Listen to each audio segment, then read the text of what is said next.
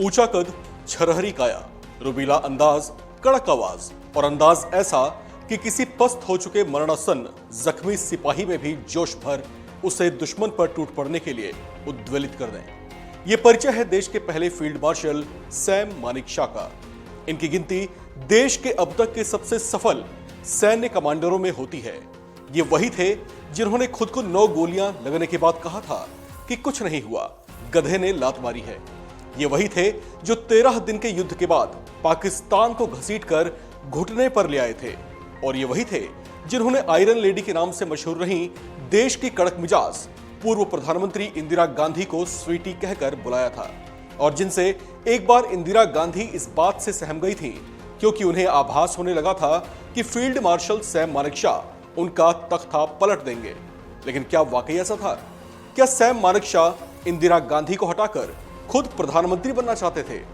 नमस्कार, मैं हूं राम विश्वकर्मा, आप देख रहे हैं one India Hindi. Sam Hormusji, Framji, Jamshedji Manekshaw, यही था सैम मानेकशॉ का पूरा नाम। फील्ड मार्शल की रैंक हासिल करने वाले ये भारतीय सेना के पहले अधिकारी थे।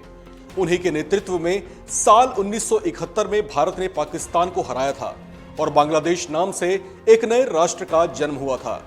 एक दौर ऐसा भी था जब सैम मानेकशॉ की तत्कालीन प्रधानमंत्री इंदिरा गांधी से खूब जमा करती थी।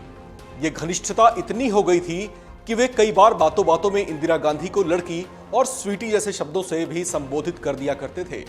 लेकिन इन दोनों के बीच एक बार अविश्वास भी पनपा, और ऐसा पनपा कि खबरें उड़ने लगी कि सैम मानेकशॉ इंदिरा गांधी का तख्ता पलटकर खुद प्रधानमंत्री बनना चाहते हैं।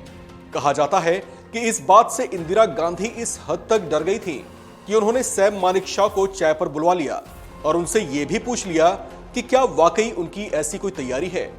इंदिरा और उनके बीच इस बातचीत का जिक्र उन्होंने खुद अपने एक इंटरव्यू में किया था।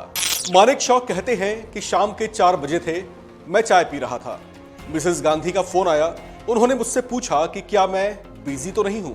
मैंने जवाब दिया कि मैडम, एक आर्मी चीफ हमेशा बिजी रहता है, मगर इतना भी नहीं कि प्रधानमंत्री से बात ना कर सके। उन्होंने मुझे मिलने के लिए बुलाया।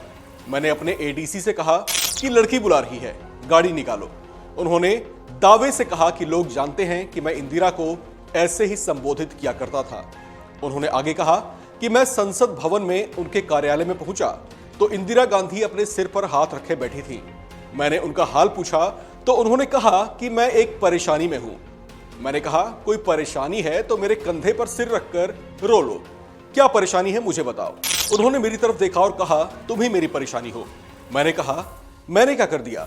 इंदिरा गांधी ने छूटते ही कहा कि लोग चर्चा कर रहे हैं कि तुम मेरा तख्ता पलट करना चाहते हो। मैंने उनसे इतना ही पूछा कि आपको क्या लगता है? इस पर इंदिरा गांधी ने साफ कहा कि तुम तख्ता पलट नहीं कर सकते। उनकी इस बात पर सैम मानेकशॉ हंस दिए। उन्होंने कहा कि मैंने इंदिरा गांधी से पूछा कि क्या आपको इतना भरोसा है कि मैं तख्ता पलट नहीं कर सकता? क्या मैं इतना नाकाबिल हूं? इंदिरा ने कहा कि मेरा मतलब वो नहीं था सैम, तुम तख्ता पलट नहीं करोगे। मेरी और उनकी लंबी नाक थी। मैं अपनी नाक उनकी नाक के करीब ले गया और साफ कहा कि जब तक मैं आर्मी को बिना किसी हस्तक्षेप के कमांड कर रहा हूं, तब तक मेरा राजनीति में आने का कोई इरादा नहीं था और ना ही आपका तख्ता पलट करने का इरादा है। ये बात सच भी साबित हुई। सैम मानेकशॉ ने कभी इंदिरा गांधी के इस विश्वास को टूटने नहीं दिया। सभी कयासों और चर्चाओं को झुठलाते हुए सैम मानेकशॉ ने सेना और राजनीतिक शासन के बीच सम्मानजनक स्थिति को कायम रखा। इस खबर में फिलहाल इतना ही। बाकी अपडेट्स के लिए बने रहिए वन इंडिया के साथ।